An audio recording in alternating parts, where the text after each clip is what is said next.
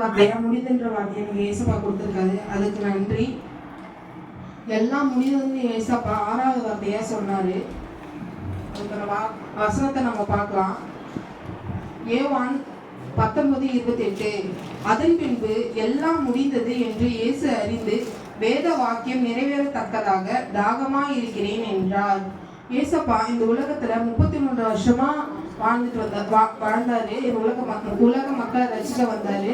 பிதாவின் அவர் சித்தத்தை நிறைவேற்றும் போது எல்லாம் முடியுதுன்னு என்ற அந்த வார்த்தையை 6வது வார்த்தையா சொன்னாரு. எல்லாம் நம்மளோட வாழ்க்கையில வாழும்போது பாவங்கள், வியாதிகள், துக்கங்கள் எல்லாவற்றையும் நமக்காக சுமக்க முடியாத நம்முடைய பாவங்களை, துக்கங்களையும் ஏசப்பா சிலுவையில சுமந்தாரு. சுமந்து சிலுவையை ஜெயித்தாரு. நம் மனிதனமும் வாழ்ற வாழ்க்கையில எல்லா கஷ்டங்களையும்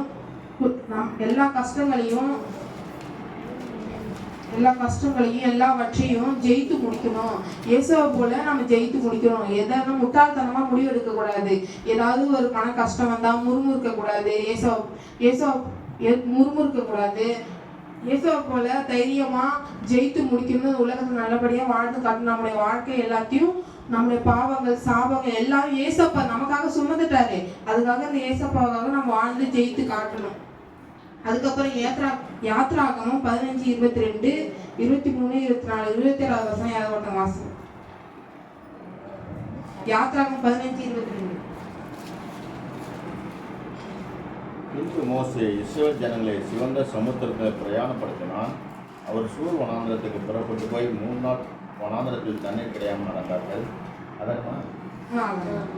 அவர்கள் மாறாவிலே வந்தபோது மாறாவின் தண்ணீர் கசப்பாக இருந்ததினால் அதை குடிக்க அவர்களுக்கு கூடாது இருந்தது. அதனால் அவ்விடத்துக்கு மாறா என்று பெயரிடப்பட்டது. அப்பொழுது ஜனங்கள் மோசேக்கு விரோதமாய் முறுமுறுத்து என்னத்தை குடிப்போம் என்றார்கள். மோசே கர்த்தரை நோக்கி கூப்பிட்டான். அப்போது கர்த்தர் மோசேக்கு ஒரு மரத்தை காண்பித்தார். அதை அவன் கண்ணில் போட்டவுடனே அது மதுரமான தண்ணீராயிற்று.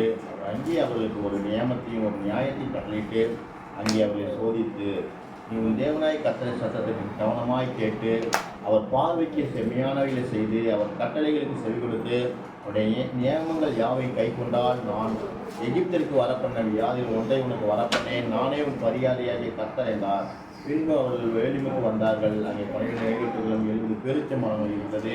அங்கே தண்ணீர் அங்கே பாலைமடைகிறார்கள்.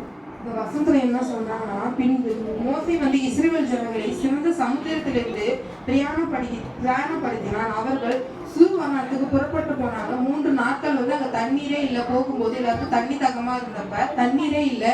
மோசே அழைத்து கொண்டு போனாரு. அவர்கள் மாறா நீர் இருந்தது. மாறா நீர் குடித்தாங்க. குடித்த உடனே அது கசப்பா இருந்தது. கசப்பா இருந்தோடனே எல்லாம் முறுமுறுத்தாங்க. நம்மளோட வாழ்க்கையில ஏதாவது ஒரு சின்ன பிரச்சனை வந்தாலும் நம்ம முறுமுறுப்போம் தெரியுமா? அது மாரி முறுமுறுத்தாங்க. அவங்களும் முறுமுறுத்தாங்க. முறுமுறுத்த கசப்பா இருந்தது. மோசே அந்த தண்ணீரை ஒரு மரத்தை வெட்டி போட்ட உடனே அது நீர், மாறா நீர் மதுரமாக மாறிட்டு ஏசப்பா அந்த நீரை மதுரமாக மாற்றினாரு. அதே போல நம்முடைய வாழ்க்கையில எந்த கசப்பு வந்தாலும், எந்த வெறுப்பு வந்தாலும் நம்ம எதுவும் எடுத்துக்கொள்ளணும். அதை நிகாரிக்க கூடாது. ஏசாவை போல நம்ம வாழணும். அந்த தண்ணீர் மதுரமாக மாறிட்டு சிலுவையின் மரத்திலே இயேசு தொங்கின நம்முடைய வாழ்க்கையில கசப்பை மதுரம், நம்முடைய வாழ்க்கையோட கசப்பை ஏசப்பா மாற்றிடுவாரு. அதுக்கப்புறம் ஏசாய் 53:4 நம்முடைய மெய்யாகவே அவர் நம்முடைய பாடுகளை ஏற்றுக்கொண்டு நம்முடைய துக்கங்களை சுமந்தார். நாமும் அவர் தேவனால் அடிபட்டு வாதிக்கப்பட்டு சிறுமைப்பட்டவர் என்று எண்ணினோம். அதுக்கப்புறம் அவர் 53:7 வாசிக்கிறார். அவர் நெருக்கப்பட்டும் ஒடுக்கப்பட்டும் இருந்தார். ஆனாலும் தம்முடைய வாயை அவர் திறக்கவில்லை.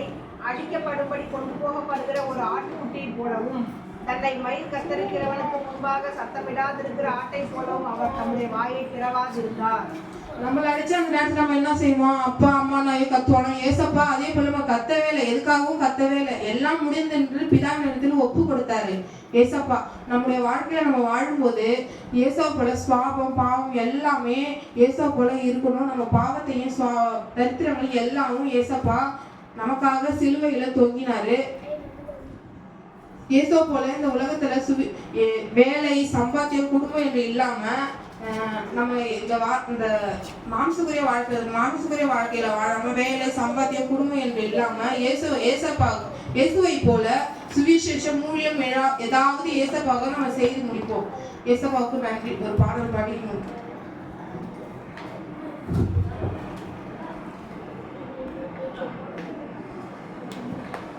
முடிந்தது, எல்லாம் முடிந்தது, என் இயேசு சிலுவையில் சொன்னார்